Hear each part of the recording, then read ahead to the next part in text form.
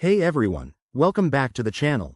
Today, we're tackling a super practical topic: how to transfer Chainlink from Trust Wallet to Coinbase Wallet in 2025.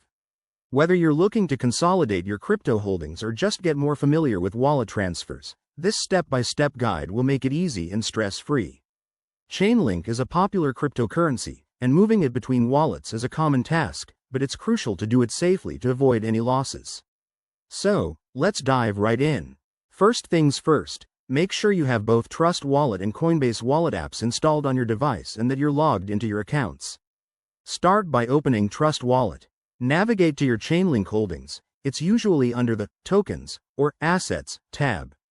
Once you're there, tap on Chainlink to select it. Next, hit the Send button. You'll need to enter the amount of Chainlink you want to transfer. Remember, always double-check your balance to ensure you're not sending more than you have.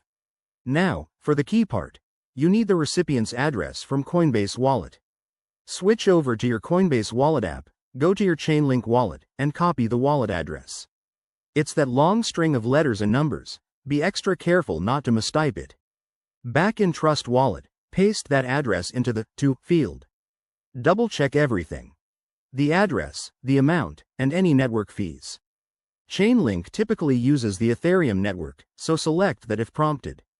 Once you're confident, hit Confirm or Send.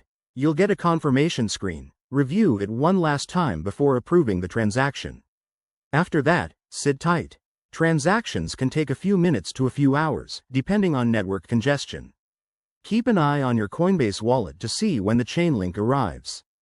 Pro tip: always use the correct network to avoid lost funds, and never share your private keys. And there you have it. That's how you transfer Chainlink from Trust Wallet to Coinbase Wallet in 2025.